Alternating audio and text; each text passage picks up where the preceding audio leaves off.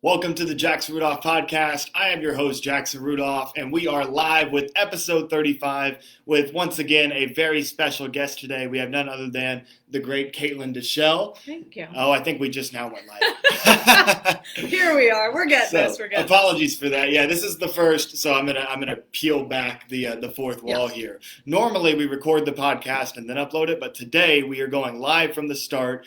Once again, this is Jackson Rudolph for the Jackson Rudolph Podcast, episode 35, once again with the great Dechelle. We're going to be talking a lot about her sport karate career, which was extremely, almost indescribably successful, and then we're going to be talking about her current career in the stunt industry, which is getting to be every bit as successful. It's fun. And so I want to start with a quick little anecdote about how I first met Caitlin, because Caitlin used to live in Tennessee, and I was from Kentucky, and so whenever I would travel to NASCAR tournaments, I was flying out of the Nashville airport, and so was Caitlin. And at the time, I was terrible. Like, I was not a good competitor. Nobody necessarily thought that I was ever going to be any good. I was a nobody, right? Small steps. Exactly, yes. Right? And Caitlin was already very established, her career. I mean, you were winning for probably, 15 years or so? A while by that Yeah, point, exactly. So Caitlin was already a very successful competitor, already on Team Paul Mitchell, which was the team to be on, and still is the team to be on, especially for Forms and Weapons. Mm-hmm. And the coolest thing was that, we'd be going through the airport, and I'd have, like, my underbelt, like, 6-foot-tall 5th place trophy for losing, and then Caitlin would have, like, the overall Grand Championship Eagle or something like that. And, like, I'd be walking through the airport, and everybody would be like, oh, congratulations, whatever, and nobody'd say anything to Caitlin because she was, like, grown at that point. Yeah. But, like, I knew how important Caitlin was to the sport, and I had already been idolizing Caitlin for what she meant to the sport. Thank you. And, when we would just be, like, on the shuttle to go back and, like, get our cars or whatever, you were always so personable. You always spoke to me, treated me like I was somebody, even though I wasn't somebody. Everybody is somebody, and it always that. I mean, that's where it kind of started for me too. Mm-hmm. So I mean, it was the same. I would look up to these different people and idols, and you want them to talk to you. That's the coolest thing when they talk to you. So of course, you're awesome. Absolutely. Well, thank you. Well, I might be now, but back then. Now, all the above. He's great. His dad, great. It was fun times. Thank you very much. And so now that I've given my little personal anecdote, I'll let you go ahead and introduce yourself a little bit and kind of tell your martial arts story. How did this crazy life get going? Yeah, so when I was very young, like 4, maybe 5, I used to do all the like little kid sports, like gymnastics, dance, tap, all of that. And then unfortunately my brother got really sick. He had a brain tumor. So all my parents' time, resources, money, everything went to him. I stopped, and thankfully he started getting better. And my parents, I guess, were like, she has a lot of energy. Maybe let's do something with her. And then my grandpa, so on my mom's side, suggested karate. He's like, you never know, like one day you may need martial arts to defend yourself. So find a school. So my parents found a school, and that was Instinct Martial Arts with Nick Begley. Rick Begley was my first instructor, Chinese Kempo. And I fell in love with it. And I wasn't the greatest. Like you say, it's funny when you say that. I was not the greatest. Like, there'd be times when literally, I remember one of my belt tests, and I wish my dad was here to be like, oh, I know what belt color that was. It was probably like white or yellow, like something very in the beginning. And my, Mr. Begley was like, oh, okay, to the right. And I went left. And my dad was like, oh, God, this is how this is going to go. And I was like, I wasn't very good. I was not good at all. So when he says that at the beginning, I could fully attest to that statement, because I was the exact same way. Like, it's a skill. It's a grown learning experience. So, that was kind of it. I fell in love with it and, lived there. I trained nonstop. It was in Miami, Florida, so it was hot. We didn't have mats back in the day. It was, the very old school way of training, which really doesn't exist nowadays anymore. But I feel like it made me the competitor I am was, and, the stunt double that I am today too. So it was fun experience. Yeah, Yeah. absolutely. And notice she says was because she retired from competition, Yeah. but that doesn't mean that if she needed to go out there and kill a form that she still could. Yeah. We've been on set the past couple of days. She's still just as good running a sword form as she Aw, used to be. thanks. Yeah, no problem. It's fun. So speaking about how good of a competitor you were, from a relatively young age, you represented Team Paul Mitchell, Yep. which typically Paul Mitchell doesn't recruit younger competitors. It's rare when they pick up a junior because Yeah. most of the team is adults. Mm-hmm. You also represented XMA Revolution, which was one of those really cool phenomenons that happened in that kind of era of like the 2000 sport karate. Yeah. So take us through that. What kind of got you to that level, and then the relationship being on both of those teams? Yeah, so I mean, of course, I started competing Team Instinct, which was just my school team. So I was already kind of in the black and white. It was meant to be. No, I'm just kidding. But yeah, so that was like my first school. And then Mike Chat discovered me on the NASCA circuit competing and brought me on to XMA. And that's when he kind of, like you said, started that whole phenomenon with that. And that was exciting because, you know, he thought there was some potential in me, thought I'd be good enough and to see where I would go. So that was cool. And then shortly after, Team Paul Mitchell, so Steve Babcock came up to my dad. I think it was Charlie Lee. My dad and I talked about this because I was like, I wanted to know all the details. Charlie Lee, I guess I got off doing a form on stage and came up and approached my dad. So I believe I was 11 years old. So at that point, I was dual sponsored, and I think the only competitor to ever be dual sponsored. That's why I was so fascinated by it, is that like that doesn't happen. No, it's just, I mean, you know, other sports, there's all these different sponsors, you know, football, basketball, all the above. But with us, it's a very, you know, you pick a team and you kind of stick with them. So, yeah, I competed for a few years with both, and it was amazing. It was just so much fun because at the time, XMA was with Century. Right. So that's when I got to know all these guys. By the way, we're in Oklahoma at this moment doing this together here.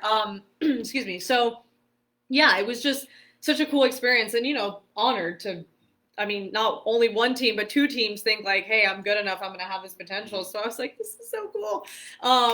But yeah, and then eventually kind of as XMA started to phase out, you know, Mr. Chat went and opened his own school in Los Angeles, and he was like, oh, I'm not going to be traveling as much.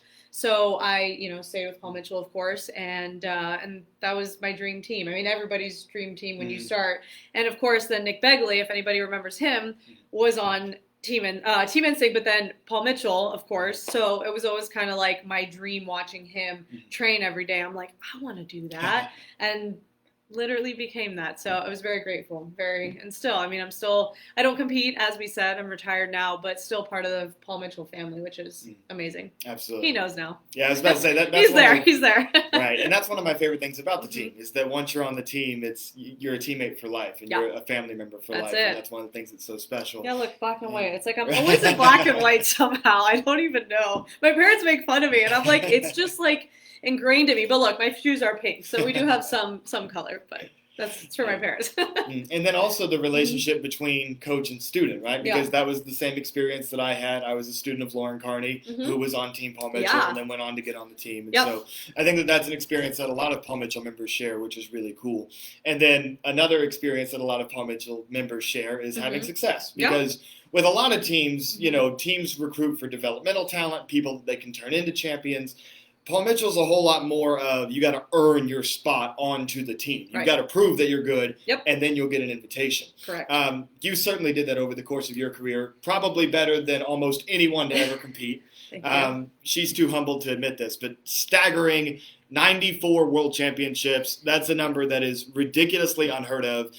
Nobody's recorded all the official statistics, but I would bet money that Caitlin has secured more overall grands wins, divisional wins, runoffs grands, by whatever metric you want to go by. Caitlin is the person who has won quite literally more than anybody ever. Also, one part of history that is recorded is diamond rings.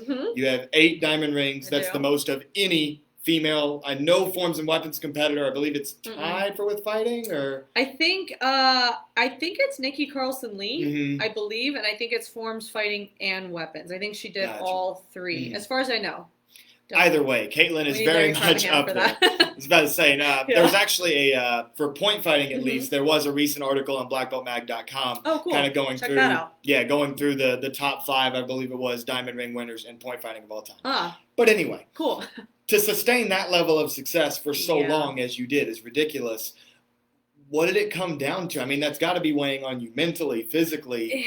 How'd you do it? Yeah, I mean, I just always followed this motto that my dad kind of taught me, and it was like, you win in the karate school and you go to the tournament to pick up your trophy. And always kind of following that mentality of just, okay, I have to, every form that I do in, the ring at the school meant just as much as doing it at a tournament. Because I feel like that's where a lot of competitors kind of lose it in their training nowadays. And everybody has a different strategy and a different way of going about it. Totally fine.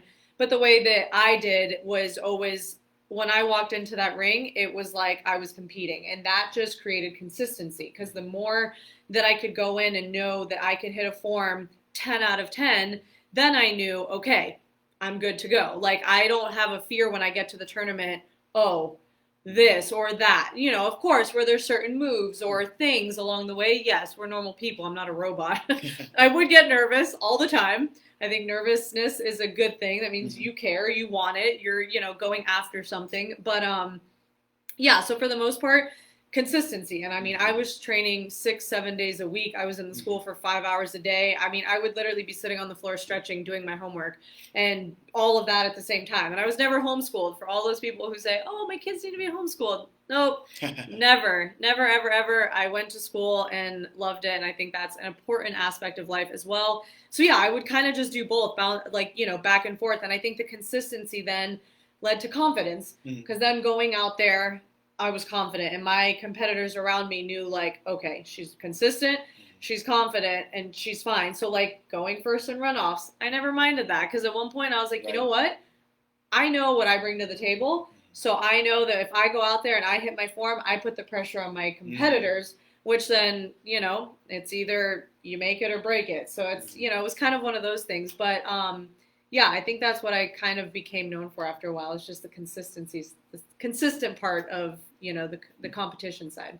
Absolutely. Yeah. And I can certainly, I resonate with that a lot, because that's something that I go for. I've never heard anybody say what I feel in the sense that I don't care if I go first. No. Because when you go first and you hit, the pressure is on everybody else to have to perform. Yeah. The other thing that everyone used to freak out, because everyone used to be like, they would draw an ace. They'd be like, oh my God, I'm first. And you see them run to their parents, and it's like, I was like, Dad, I'm first. He's like, I'm like, okay. Like, it was just such a thing. So it's cool, that. You feel that.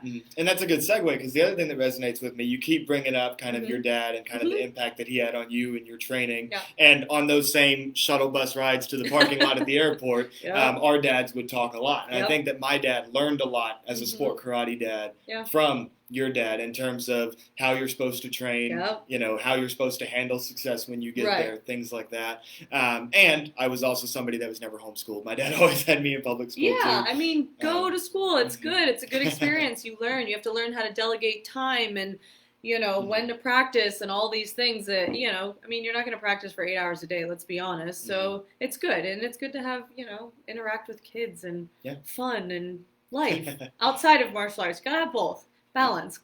Okay. Absolutely. And hopefully once all of this COVID-19 stuff comes to an end, everybody can be back in regular school once again. It's so hard. But anyway, we'll get to some of the impacts of that later. For sure. So with so many wins in your career, are there any that stand out? Like one where you knew that you had achieved a certain milestone, or just a big memory? Yeah, I'm going to mention 3, I think. So my first one would be, and funny enough, is the Warrior Cup. My first ever Warrior Cup. So when I won my first one ever, that was before the tournament was NASCA. It was still NBL. So I just wanted to branch out. I heard that there was this other circuit, and I was like, oh, let's try it out. Like, why not? I mean, let's see what we got. But then again, if you remember, if you go into NBL, you're obviously not seated. And there were like so many different stages to go. Like, we have divisional, then runoffs, and stage. But I remember there being like 2 or 3 more on top of that. And I was like, you guys are crazy. But I guess if you're seated, it's a different situation, So I was like, okay, that's fine. So I went through all of these stages and then got to the Warrior Cup and it was against Craig Henningsen. And I was young. Like, I was shorter than this Warrior Cup at the time. And I was like, oh my God, I have to go up against this big, strong guy. I'm like, well, okay, here we go. And yeah, hopped up there. I want to say I went first, funny enough, saying all that we just did. And then I think he went after me. And right at the end of his form, he went Webster and stumbled and took a little, like, put his hand down to the side. And I won. Craig, I love you. But it was an amazing, it was an amazing accomplishment. I was so happy. I was like, and again, I was super young and small. I went through all of this work to get there, and it was just such like a good feeling. And you know, especially being a female, having to go against the guys, it's harder for us, you know, most of the time. So it's like for that kind of accomplishment, so young, it was exciting. And then I believe I won that in forms. And then I went on to win one in weapons, and then I won one in traditional weapons. So I've won one in each one of like my things that I love. So I have three to date. So that's one. My second one is let's see. I want to say my first ISKA. I guess I'll go there, which is ESPN US Open. I always remember I started competing around 8, and I would always look at that stage. Like, I mean, you know, and anybody who's competed, you know, you look at that stage and you're just like, oh my God, that's like the coolest thing ever. And the big lights and the camera crane. And it's so fun. And you're like, I want to be up there for one. But then once you're up there, it's like that next step. You're like, I want to win. How do I win? So I remember being like 8, 9, 10, all these years of seeing this tournament. And I was like, oh my God, am I ever going to win one of these? You know, I'm sure, did you have something similar? Yeah. Kind of, yeah. So I was like, oh, this is just rough. And then I finally won my first one when I was 15.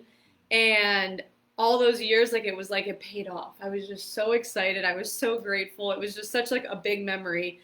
And then from then on, it just seemed to flood through the rest of them. And I think I've won 18 of them up there. Which is insane, by the way. I would also bet money that that's probably an all-time record too, by the way. Yeah. And the crazy thing, U.S. Open is different now. Yeah. Nowadays at U.S. Open, because of the level of production that it's reached, people typically know if they're going to be in the finals at least 48 hours before. Right. But in many cases, a couple of weeks before the show ever comes, because they need biographical information and paperwork and this, that, and the other. Back when I first started getting on stage at U.S. Open, and for probably all of the times that you were on stage, all my years. I mean, there would be U.S. Opens where people would find out that they were on or that they were kicked off of stage 30 minutes before the show started. Literally, we'd be backstage, like getting ready, and they're like, "Oh, even my last year, funny enough, I did, you know, my normal CMX form and weapon, and then I remember Mike McCoy coming up to me, and he was like, "Hey, by the way, we're doing traditional weapons. Like, do you want to do it?" And I was like, obviously. That's like honestly one of my favorite divisions, and a lot of people don't know that. So I was like, yeah. So my dad like ran to the room, went and got my white uniform, and then next thing you know, and you know those forms like take a lot out of you on that stage. So doing 2 is already like a lot. Doing 3 and doing traditional, oh my God, I was torched. I was so tired. I just remember that. But I was like, it's some of my favorite pictures. Like, some of my favorite memories is always going back and watching those 3 videos from my last year. So, yeah, random crazy things happen at U.S. Open, but it's the most fun experience ever. So, yeah, grateful for that. And then I have one more. So after all of that, just wanting to, like, broaden my horizons more, I did WACO. And I did that right before I turned 18. So I was still a junior. And, you know, we had always heard that all these countries were, and this was before, like, we kind of expanded out. So, you know, all these countries, London and, like, the UK, they're pretty good in forms. And then we heard that there were some, like, good Russian competitors and all this stuff. So we're like, we're going to go test this out. So we went to Italy. And it was a crazy fun experience, but, you know, very political. Of course, they didn't want to see us win. I mean, kind of always when we go over there, it's always a little hard. And the rules are different. And then they were throwing different rules at me last minute. I remember they were like, you can't kip up. Like, that's a move. So here I am, like, counting all my moves and my forms. And I'm like, you know, you're stressed before you're going to compete anyway. And then adding, like, stress of, like, time limits and tricks and numbers and things. It was just a lot. But I won form and weapons there. I won the gold. So just, like, different. You know, it's like, oh, yay, the U.S. I won some gold medals. So, yeah, those are my 3 most memorable. But there's awesome. A lot. There's a lot. Of course, right. There's just so many. You're like, but those are my top 3. Right. And the other thing that I want to point out to our audience, because you mentioned this tournament, that tournament, I think it might get lost in translation sometimes. That's all world championship level competition on 3 different leagues. Funny enough, none of which were actually your primary league, which was NASCA. That's an NBL when Warrior Cup was still NBL, a WACO, and an ISKA. Yeah, you're right. So that also shows, and that's one thing about any great competitors. You always want to branch out. Not only do you want to go to different countries, but you want to compete in different leagues, different rule sets, things of that nature. And then the thing that I keep using this word resonates, but it's just crazy listening to how many parallels there are. Like I remember the first U.S. Open that I won was, I got lucky. It was my first time on stage at U.S. Open. Never get lucky. And it was, well, I guess so.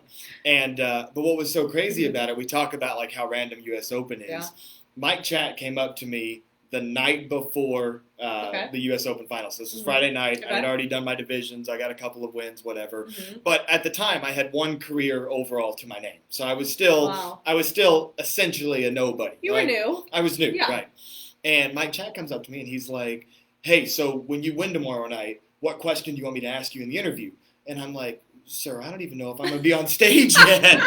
You're like, I guess he had been in some production meeting that said like, "Hey, we're going to get Jackson up there." I have no idea. Right. But that made that moment so much more special because I was like, wait a minute, I came to Orlando not even knowing I'd have a shot at this. Yeah. And you're telling me I can win? Yeah. And you're like, all right, I got this. And lo and behold, I got on stage and was able to secure the win.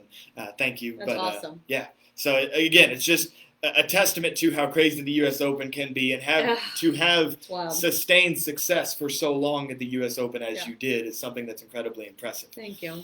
Now I want to get into a little bit, because as many of my regular viewers know, I'm a complete nerd about sport karate strategy and why people do certain things, right? Let's go for it. So one of the things that I was always impressed by in your career is that you always won with almost no releases. We were talking on set a few days ago. There were a couple of times that you did releases in your form, and I always wondered, was it strategy? Was it personal martial arts philosophy? So go into that a little bit. Yeah, I would say both. Definitely philosophy is I was taught and always learned that, having a katana, you should never throw your sword, right? Because even though we're doing these fights, they're imagined fights, and you would never toss up your sword against another swordsman. You'd probably be chopped in half. So that was kind of philosophy. Was that the word? Philosophically, your philosophy. There we go. Wow, that was a lot of confusion. So yeah, I always kind of had it in mind, like, don't throw it, just because that's kind of the way I was also taught. But I think more so, if your foundation is strong enough, you should always be able to win without throwing the weapon, because it always comes back down to the basics. Like, yes, we're sport karate. Yes, we do all these cool, throws and flips and all of this, but what are the basics? Do you know how to do a proper front stance? Do you know how to strike or cut with your weapon? So with things like that, that's what we always focused on, and then everything else on top of that was just a bonus. And like you said, so then I would start getting comments like, "Oh, well, you don't throw because you can't." So that was fun. So then I had to start throwing just to prove a few people wrong. And as long as it had a purpose for me, I just didn't want it to be like, oh, all of a sudden, here comes 6 throws in the middle of my ring and I'm standing there like a circus performer. That's never what I wanted it to come off as. So, one of the examples that I gave you on set the other day is I did a side swipe one way. I had a reverse grip, so I would cut, I would throw it, I would flip to a normal grip, and then I would illusion twist the other direction. So at least that way it was kind of like a grip switch. It included a cut in between 2 tricks.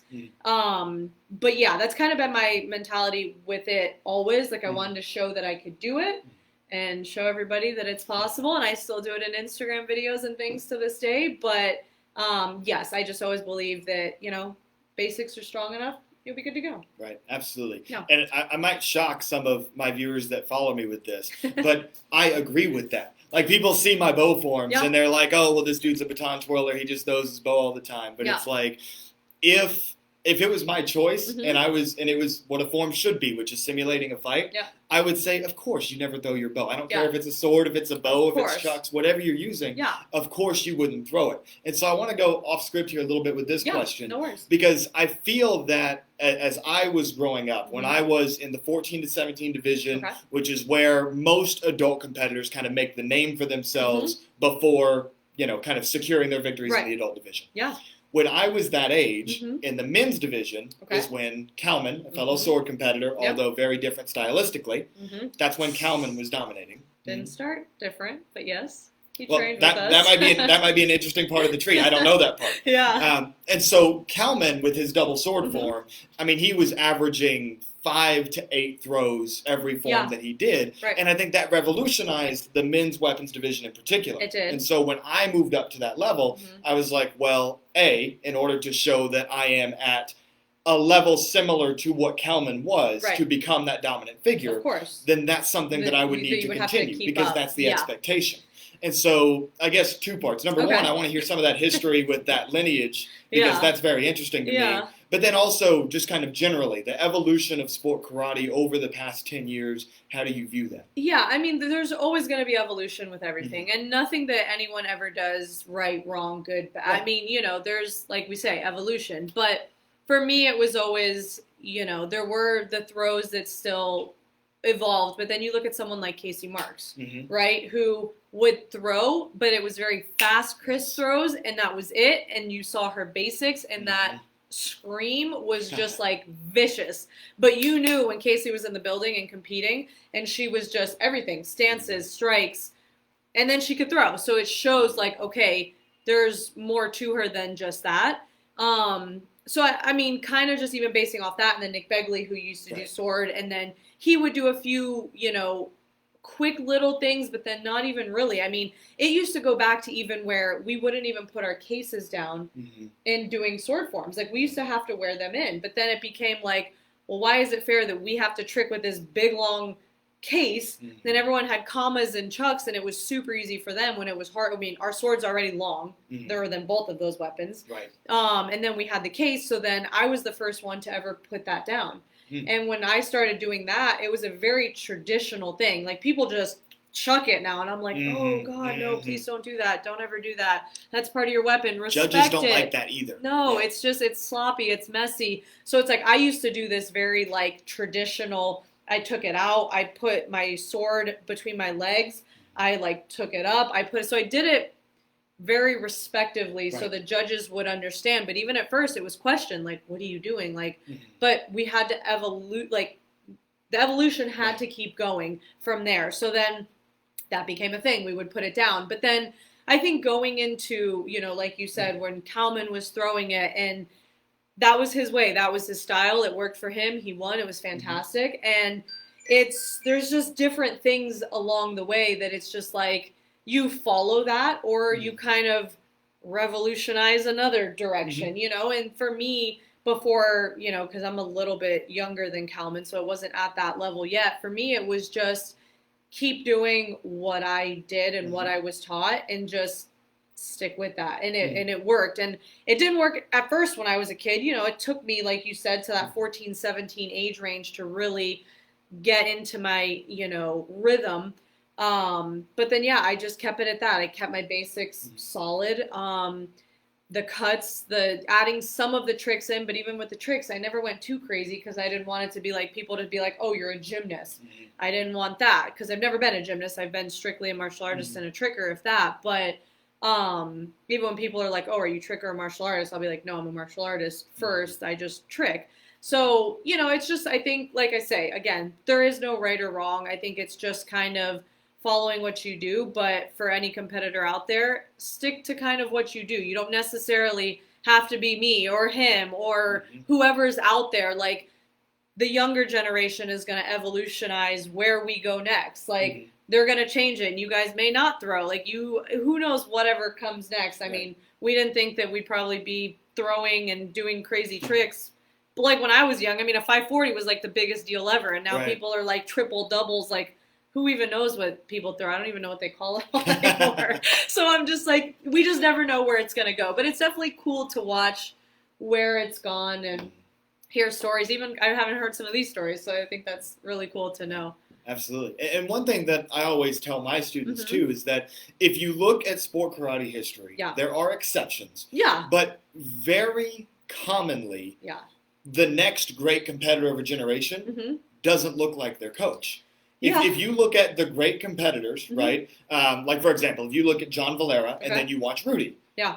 Rudy's commas don't look anything like the way that John Valera did commas. Mm-hmm. Rudy had significant impacts on Mackenzie Emery, Tyler Weaver. Yeah. Mackenzie and Tyler look nothing like Rudy doing Yeah. commas. Sure, there might be some moves that get carried over. Similarities, but yes, there's similarities, but there are stylistic differences. Definitely. Now, exceptions are like Casey and Lauren, Mm-hmm. where a lot of people think Casey and Lauren's styles are very similar. Very similar. But then you get me, who is very different from Casey and Lauren, although, Lauren taught me everything that I knew about bow to begin with, right? And so I think that the take-home message for especially any young competitors Mm-hmm. watching is carve your own path. Most typically in sport karate, the people that are trailblazers, the people that carve their own path and innovate themselves, Mm-hmm. whether it's doing maybe too many bow releases than you should, or being the first person to put your sword sheath down, whatever the case may be, carve your own path, and that is what's going to ultimately give you the best chance at success.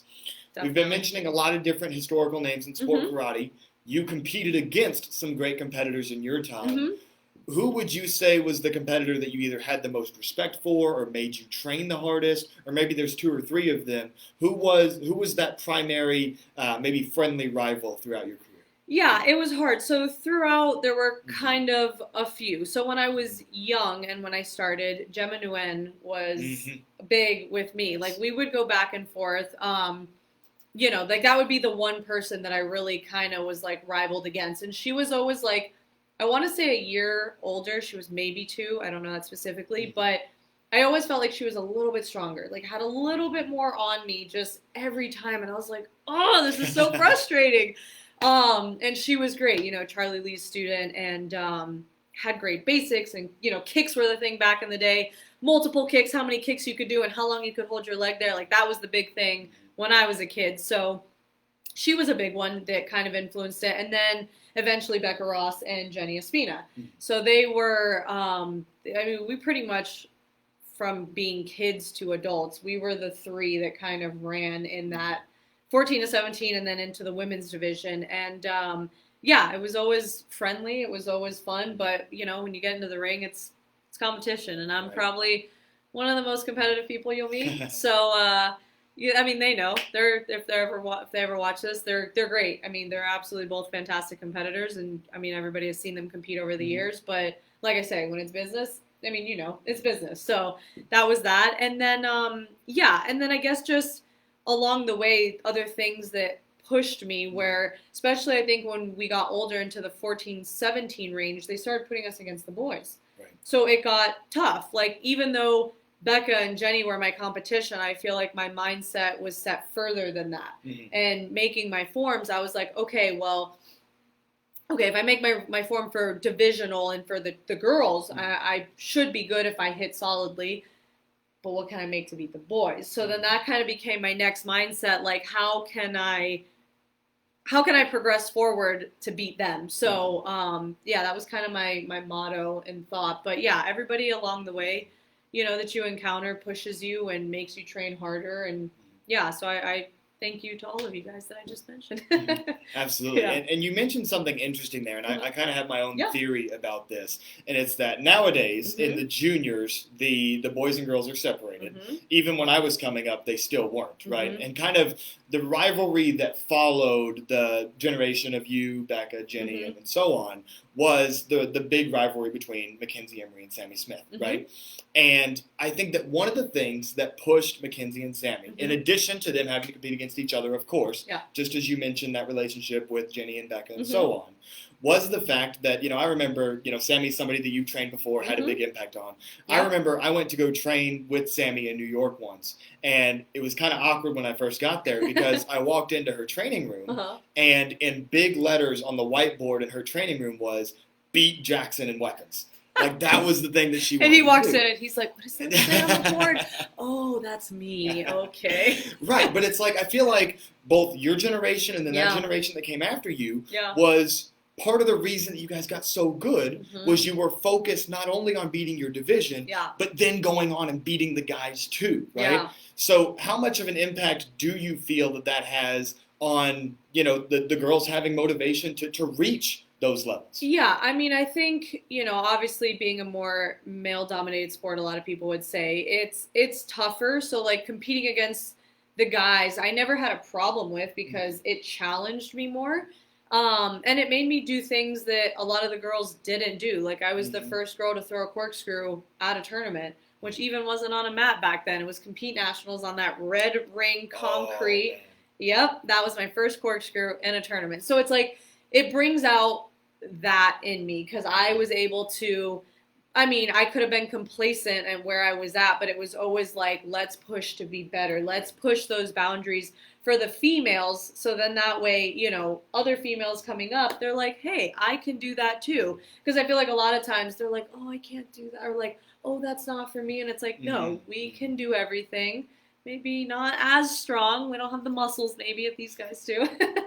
But we can do everything that they can do. And that's what I wanted to, that's what my dad taught me. And then now that I'm getting older and I have students and seen where the sport has evolved, I want to push young girls to be able to be like, I can do that. You know, like I have a student, Ava Becker, who is incredible. Like she has come so far from the first day I have trained her and just even learning, again, not even into the tricks, but just her martial arts and her basics, but then also the tricks now. And it's just like watching her grow and then be able to look up to what I did is just so cool to push people to follow their dreams and not be like, oh, well, you know, guys do this. It's like you say, I'll do a non-humble or humble brag, but I've won more than the guys. But I've pushed myself to do that along, you know, with my coach and, you know, my dad, of course. And it's just, I think it's cool now to look back and be like, oh, like I didn't think I'd ever be there looking, you know, obviously young. You're just at another tournament. But then you realize what you have accomplished over the years. And I think it's cool. Absolutely. I couldn't agree with that more. And then another thing that I think is really important that I know you and I both preach to this up-and-coming generation is how important it is to use your success in sport karate to become successful in other aspects of life. Yeah. For you, if I understand correctly, your kind of first introduction to stunts and all the Hollywood stuff was Jackie Chan saw you at the U.S. Open on TV. Yeah. And, you know, he contacted you and got you a couple of jobs and things like that. So first, with obviously when you name drop Jackie Chan, that's a big deal. So just tell us about that relationship and how that got you going into stunts. Yeah, so I'll correct that a little bit. You're correct, 100%, but it didn't fully start there. I did move out to LA.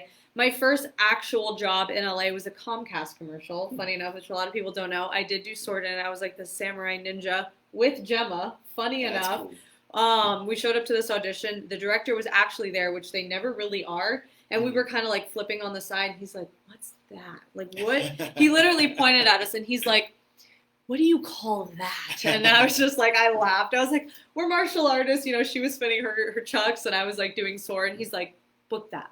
Whatever that was, book that. And I was like, cool. So it got me my SAG card, which then not long after I joined and did reshoots for John Carter, which is a Disney film.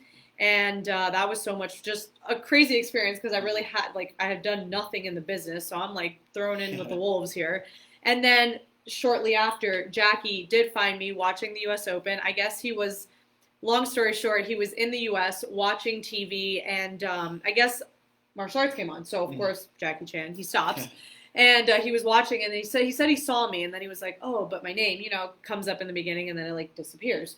So he said he sat there and waited, and then he said, he's like, I had my phone, and I just waited. And he's like, then you came on again, I took a picture, and I sent it to my producer and said, find her. So I literally got the shortest email. It was like a one-liner. And it was like, hello, Caitlin, would you like to be in Jackie Chan film? And I was like, literally that reaction. I laughed. I was like, yeah. I mean, of course, I responded respectfully. I was like, yes, that would be an honor. You know, please let me know details because literally it was nothing. And they were like, okay, we will get back to you. And I was like, oh, man, I was like, this is probably just spam, junk. 6 months later, I got a flight to China in my inbox, and I was like, I guess I'm going to China. It was just the plane ticket? Yeah, and like I had some bits of a contract, and it was like half in Chinese, half in English. I was just like, what in the world? Showed up to China. First day went through hair and makeup. It was a nightmare. No one really spoke English. I was so jet lagged. I was so tired. And I was like, and I remember just being in this like really dark, just out, and I was like, oh my God, if I meet Jackie like this, like, I just like looked in the mirror and I was like, no, okay, just keep it calm. Went to sleep, got there the next morning, like 4 or 5 in the morning, and I'm sitting in hair and makeup, like dead asleep. I am not a morning person. And so I get there, and next thing you know, like he comes in, glasses on. He's not a morning person either. And he's like, hello, I'm Jackie. And I was like, yes, sir. Nice to meet you, sir. And I just like turned my chair and like sat back, and I was like, oh my God. Still to this point, mind you, I did not know what I was doing in this film. Had no idea. I was like, I could carry his coffee. I could be the water person, and I'd be good. I'd be like, you need your water? No. So anyway, they hand me a script, and they're like, okay, lines. And I was like, lines, okay. And then what's your first thought? You're in China. Are you speaking English or Mandarin? I was like, oh, okay, yep, yes, sir. And so I grabbed my script and I went out there. My first day on set with Jackie was doing lines, like with a legend. And I was like, this is just not real. I'm like, at least can I fight? Like, I wasn't even really, like, I'm still learning in the acting world too. So I was like, can I at least like throw a kick? Like, I'll feel more comfortable with that. And, but he was like super sweet. And so obviously from that, I was Chinese Zodiac, by the way. But our relationship has grown. He's become a great friend and mentor. And anytime, you know, we're in the same city, we have these big like group dinners with like our inner, you know, circle there. And it's an amazing experience. Again, as a kid, did I ever think I would do a movie with Jackie Chan, let alone be friends with him? Never. But yeah, it's incredible. And he's just a great human being deep down also. So I think that's what makes it even better is you watch Rush Hour and you watch all those like outtakes, and that's literally Jackie. Like, he's just the nicest, most friendly, most humble man. So it's like, it's cool to see a legend like that. But yeah, it's been fun.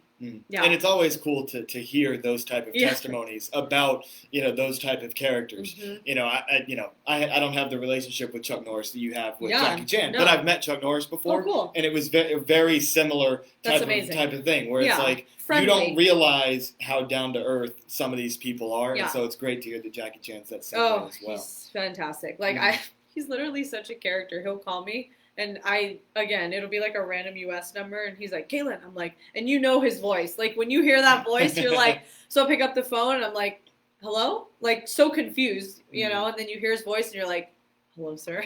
And he'll be like, do you know who this is? And I'm like, yes, sir. And he's like, I'm in town. Dinner tonight? Like, you know, dinner with the group? Yes, sir, I'll be there. Okay. And then that's it. And that's like the shortest, but it just makes you laugh because, like, it's Rush Hour all the time with him, and it's great. It's a good. I'm very grateful for it. I'm grateful, of course, for the U.S. Open and everything that has led me to. Because without that, I would have never had that connection. So that's awesome. And before we take a little bit of a deeper dive into your film career, you know, there are a ton of sport karate athletes that try to make that same transition, going from being a top-level sport karate competitor and going into the film industry, whether it be acting, stunts, a little bit of both, what have you. Yeah. What advice do you have for others trying to make that transition? I would just say follow your dreams. You know, like everybody has, like you say, different aspirations, whether you want to be fully stunt, acting stunt. You know, there's so many things you could do out in that industry, direct. So I think follow your dreams and don't get down or distracted when people say no.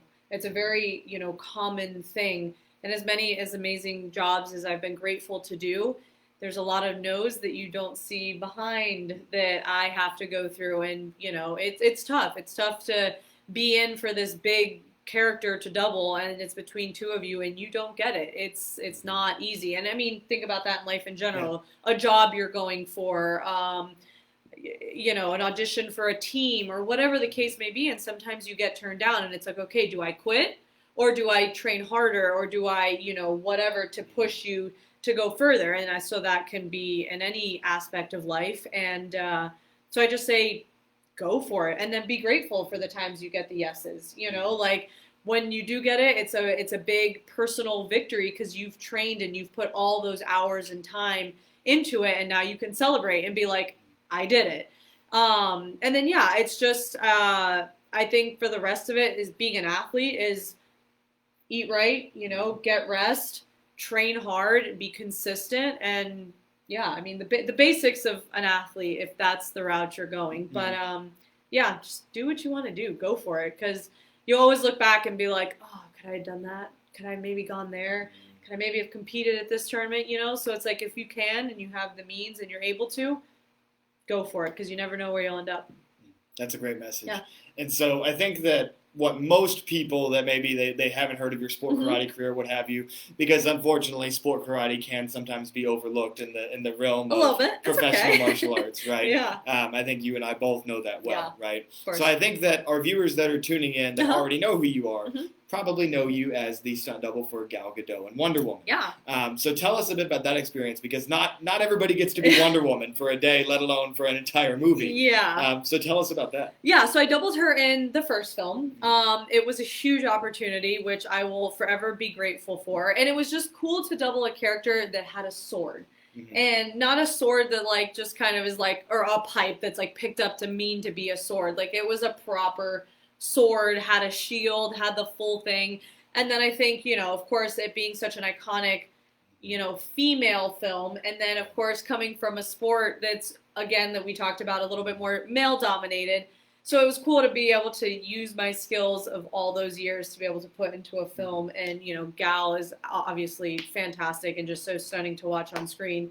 So putting it all together, it was just amazing. It was forever grateful for that opportunity. I'll never forget it. I can't wait to tell my kids. Awesome. And so now I think a lot of people would assume, like, oh, you were Wonder Woman. That had to have been your favorite job, right? But I was about to say, I'd say that, you've done so much that there's probably other things that you just thoroughly just enjoyed that job. What would you say has been just your favorite job, just as far as having fun goes? So. Yeah, I mean, I can't say I have a favorite because they're just all so different. Right. Every character, every costume, every script, like there's so much that goes into it. But I would say recently, I don't know if a lot of people have heard of it because it kind of came out right when COVID hit, but I did a film called The Hunt. And it's a little bit more on the R side, so not for you kids. Don't go looking for it. But my fight scene was fantastic. So I doubled Betty Gilpin, who she's amazing. She's from Glow. So a lot of people probably know her from that. And then Hilary Swank was opposite of her. And we did this whole fight scene in the manor house for it was like the last 10 minutes of this movie. And I did some things that I had never done before. Like one of my stunts, I am being shot at. This is film, so I'm being shot at. I'm climbing stairs, but then she jumps off. She grabs a piece of art. It detaches from the roof, and I fall straight to my back on a table. The table crushes and goes down. So I'd never done that. So there was a lot of mechanics and wires and jump and grab and pyro and a lot of moving parts within that. So when I, did that on the day, I was like, yes, even though I bruised my rib, that was fun. But, and then I've never been through glass. So if you've seen the film, you know that at one point we end up kind of tangled together. We push off the wall and we both go through glass together. And I had never done that. So of course, that was my heart was racing a million miles an hour. So I think things like that, jobs like that, where I get to do things that I've never done. So I kind of get to do new and fun things is always exciting. But yeah, I mean, Wonder Woman, there's been so many. Of course, working with Jackie Chan, iconic. I'll never forget that. But yeah, I would say The Hunt for now is probably one of my cooler ones to date. Yeah, agreed. Very cool. And then you mentioned that happened kind of right at the beginning of the pandemic. And we know that so many different industries, especially the martial arts industry, as many of our viewers know, have been so severely impacted by this entire situation. What has it been like in the stunt industry and the film industry? Has it been kind of the same impact? Yeah. So actually my last day on set was March 3rd. And I actually was going home. I was going to see my family for a little bit. I was like, oh, I'm done shooting. Let's take a slight break. And then COVID hit. So yeah, we have been completely shut down. It's extremely hard for us because on set there's a lot of people involved and we're in very close contact with people, hair and makeup and wardrobe, everybody's in your face. So yeah, we've had to unfortunately shut down a lot of other, companies and groups and jobs and everything else. But yeah, slowly starting to get the ball rolling. I think, between SAG and obviously the world, CDC, president, everything else, trying to figure out COVID and where we're at. We're eventually going to get back there. But yeah, it'll be a slow start. But for me, safety is most important. I don't want anybody getting sick because it's terrible. So Absolutely. Safety first, and we'll get back eventually. Absolutely. I think that's the right mindset to have. So clearly not going to be much in the way of recent work. You mentioned The Hunt, which is one of the most recent things that you did. Yeah. As far as, is there anything coming up for as soon as COVID ends, or even just future goals of yours, things that you'd like to do? Yeah. So I did do a show before The Hunt, actually, on, I want to say it was on NBC, but don't quote me. It was called Treadstone. And I doubled Shruti Hassan. I have to say her name properly. She is an Indian actress, and she was incredible to work with, and we're actually good friends still now. And a lot of my followers lately have actually been from India, so that's really cool. But that was a really good one. We did this whole fight. We actually shot in Taiwan, overlooking this crazy water. I don't even know what it was, but it was beautiful. All I remember. And we were out 2 or 3 days, and just the blaring heat in Taiwan. It was great. So that's one that you guys can look up. And then Mandalorian season 2. All right. I did double 2 characters in that. That's all I could say. It's super down low. And actually today, we got a release date, October 30th on Disney+. Breaking news. That's awesome. It comes out. Yeah, I was so excited when it came out. I was like, I could say this today. But yeah, that one I'm super excited about because that's, obviously Star Wars. Oh yeah. That world is incredible. That's an amazing machine. And not even that, but the cast, the crew, everybody was just so great to work with that going to work was so much fun on top of the fun I already have. So it was a dream come true. So October 30th, set your calendars right now. It's going to be fun. That's awesome. Very cool. My fiance's been trying to get me more and more into Star Wars. It's hard. We're going to start watching The Mandalorian, so I'm actually super excited for that. You'll like it. Do you know about Baby Yoda? I know about Baby Yoda. Okay. And then for years in the comments of all of my videos, I've had people why is this guy not Darth Maul? So if you happen to know Darth, you want to have a conversation with him, I would love to help out. But anyway. Yeah. Hey, you never know. You just never know where the world ends up and what phone call you get tomorrow. That's the thing with our business and our world is that tomorrow you could get a call and be somewhere for 10 months shooting a movie literally that's almost what Wonder Woman was. And your life kind of takes an immediate left. And, it kind of just does that. Nothing is consistent, which is great but hard at the same time. But it keeps it fun. It keeps it exciting. And, yeah, you just never know where you're going to end up. So you may see him in Star Wars one day. You just never know. Watch us do an interview years down the line. Be like, hey! That's awesome. Yeah. So we've gone through from the very beginning, getting started in martial arts, going through your illustrious sport karate career, what a journey. Going through stunts. Yeah. Is there any take-home message, any closing thoughts that you want to leave with our audience? I just say never take anything for granted. I think 2020 has really showed us that throughout, this pandemic and all of these, things that are happening throughout this year. And yeah, I would just say follow your dreams. I go back to that because, I wouldn't be here if I didn't do that and had people along the way that supported me. So yeah, I would just say that and live each day to the fullest because you never know. Never know. Absolutely. That's an awesome take-home message. And I can't say thank you enough for joining the show today. Yeah. Really appreciate it. Of course. This has been so much fun. Yeah, I geek out about all this stuff, whether it's sport karate history, stunts, whatever. So it's an honor to have you on. Of course. Thank you to everybody that's been tuning in. Thank you to Black Belt Magazine for, of course, sponsoring the Jax Rudolph podcast. Yep. This episode today is brought to you by the Martial Arts Industry Association. That is Century's consulting affiliate. So if you are a martial arts school owner tuning in, head on over and check out the Martial Arts Industry Association. And as for Black Belt Magazine, we're going to be covering everything in the world of sport karate as well as stunts. Anything martial arts related, Black Belt Magazine is going to be covering the breaking news on. Maybe we got to get a piece out about the Mandalorian now that we got that release date. It's coming. So anyway, thank you all very much for tuning in. Thank you guys. And I'm Jackson Rudolph. Me. Caitlin Dechelle. This has been episode 35 of the Jackson Rudolph podcast, and I'll see you next time. Bye guys.